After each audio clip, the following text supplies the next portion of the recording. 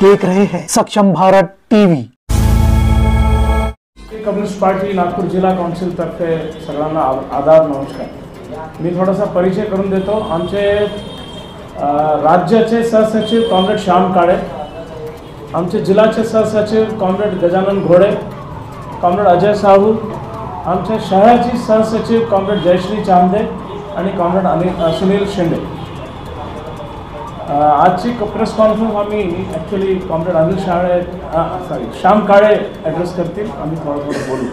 26 नोव्हेंबरला एक मोठा रॅली आम्ही करतो, त्याबद्दल कॉम्रेड श्याम काळे सांगतील।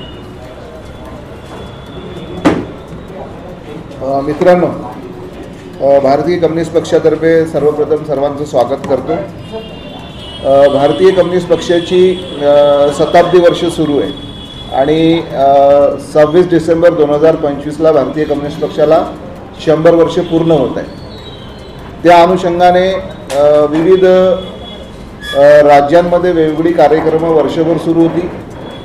या कार्यक्रमाची सुरुवातच ही नागपूरवरून झाली होती। शताब्दी वर्षाची सुरुवात परवाना हॉल जो ए बी बर्धन ऑडिटोरियम तिथे ही सुरुवात झाली होती आणि याचा समारोप आंध्र प्रदेशात खम्मम या जिल्ह्यामध्ये होणार आहे।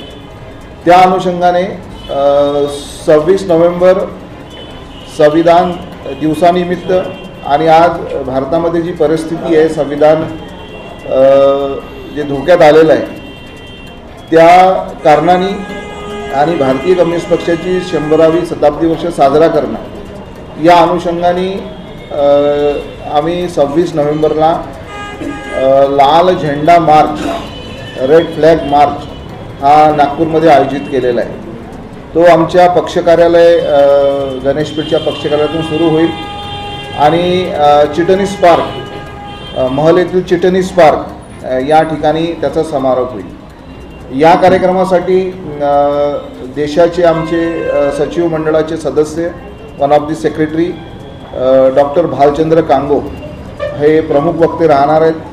महाराष्ट्राचे सचिव सुभाष लांडे, ॲडव्होकेट सुभाष लांडे हे प्रमुख पाहुणे म्हणून राहणार आहेत आणि विदर्भातील अनेक जिल्ह्यातील नेते या कार्यक्रमामध्ये सहभागी राहतील।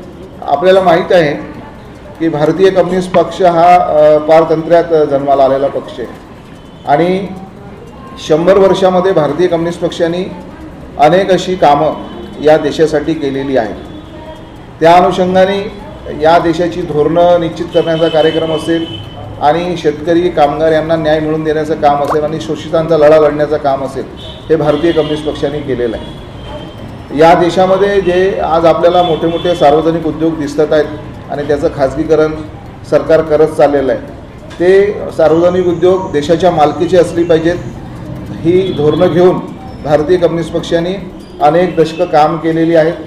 मग कोळसा खाणीचं सार्वत्रिकरण असेल, बँकांचं सार्वत्रिकरण असेल, विमा कंपन्यांचं असेल, वीज क्षेत्राचं असेल, हे सर्व भारताच्या मालकीची म्हणजे सरकारच्या मालकीची असली पाहिजे अशी आमची भूमिका, आमचं धोरण राहिलेलं आहे। आणि आज जी परिस्थिती आहे, हे सर्व सार्वजनिक क्षेत्र देशाचं सरकार, केंद्राचं आणि राज्याचं हे खाजगी लोकांच्या हातामध्ये, विशेषतः अदानी अंबानींना सोपवण्याचं षडयंत्र सरकार करत आहे। म्हणून या गोष्टीला घेऊन आमचा लढा सुरू आहे। यासोबतच आपल्याला माहिती आहे की या देशामध्ये आपण संविधानामध्ये धर्मनिरपेक्षता आणि समाजवाद हे 2 शब्द ऐकतो, पण या देशामध्ये आपण ज्या धर्मनिरपेक्षतेमुळे आपण रुजवायचा प्रयत्न केला आपल्या संविधानाने, पण आपण काही काळापासून बघतोय की या देशाचं वातावरण हे विशिष्ट जातीला टार्गेट करून किंवा कुठल्या समुदायाला टार्गेट करून जातीमध्ये भेद निर्माण करायचा, म्हणजे एक फाशिस्ट वातावरण या देशामध्ये निर्माण करण्याचा कार्यक्रम केंद्राचं सरकार करत आहे।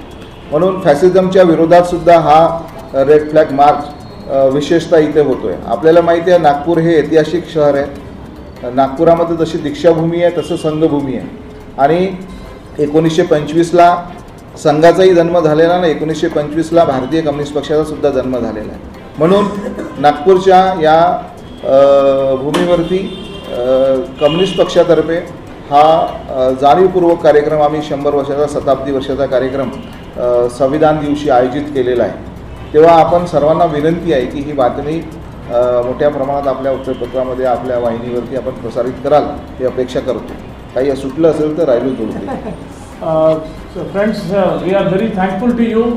जेव्हा आम्ही पहिला कार्यक्रम घेतला 26 डिसेंबर 2024ला, तेव्हा 100 वर्ष सुरू झाला आणि नागपूरच्या कामगार नगर बांगलादेश तिथे एक भव्य कार्यक्रम आम्ही घेतला होता आणि तुम्हा लोकांनी you had given a very good response to that. सगळ्या न्यूजपेपर्सनी छापले होते.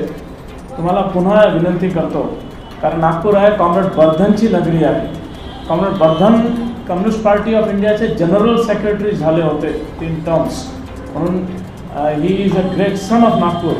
अशा या प्रोग्रामला, कारण सेंटनरी सेलिब्रेशन्सची आता सांगता समारोहाकडे आम्ही चाललो आहोत आणि कॉन्स्टिट्यूशन ऑफ इंडिया याला वाचवायला पाहिजे म्हणून त्याचा एक मोठा या रॅलीमध्ये संदेश आम्ही पाठवतो की this country belongs to all the people, not one race, one caste, one religion. No, it belongs to the people of India, 144 crore Indians. What Dr. Babasaheb Ambedkar had said, and we want to give that message to people of India from Nagpur.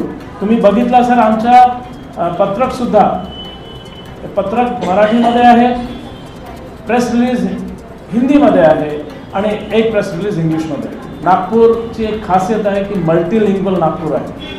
आपल्याला महाराष्ट्राची नागपूरची ही जी खासियत आहे हे लोकांच्या समोर जायला पाहिजे. म्हणून कम्युनिस्ट पार्टी आणि तुमचंही नाव Nagpur union of working journalist सोबत आपण भरपूर कामं केलं आहे. तर ते सगळं मिळून आपण यावर्षी कामगारांच्या आणि किसानांची आवाज जे आहे ते आपण बुलंद करायचं म्हणून हा रॅली आपण काढतो आहे.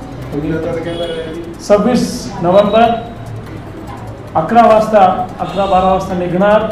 भारतीय कम्युनिस्ट पक्षाचं जो ऑफिस आहे गणेशपेठ तिथून निघणार आणि चिटणीस पार्कला सांगता तिथे मोठी जनसभा होणार.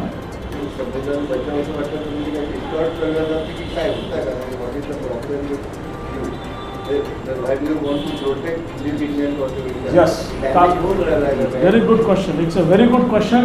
कालच्या सुप्रीम कोर्टचा जो जजमेंट आला की संविधानाच्या वरती कोणीच नाही, not the President of India, not Parliament, not the Governor, nobody is above Constitution. कारण माननीय राष्ट्रपती महोदयाने जे 14 प्रश्न विचारले की कोण वरती कोण खाली, सुप्रीम कोर्टने स्पष्ट केलं आहे की या देशात सर्वोच्च जो पोझिशन आहे ती संविधानाची आहे. ते आम्ही लोकांसमोर मांडतोय. नंबर 1. दुसरा, कुठल्याही पार्टीला सत्तेवर येऊ द्या, उद्या आम्ही पण येऊ शकतो. केरळामध्ये आमची सत्ता आहे, पण संविधानाच्या पलीकडे आणि संविधानाच्या अलीकडे काहीच नाही. हे आपण सगळ्यांना हा मेसेज द्यायला पाहिजे. कम्युनिस्ट पार्टीचं म्हणणं आहे हा देश संविधानाने चाललं पाहिजे. हो, बिलकुल आहे सर. हां,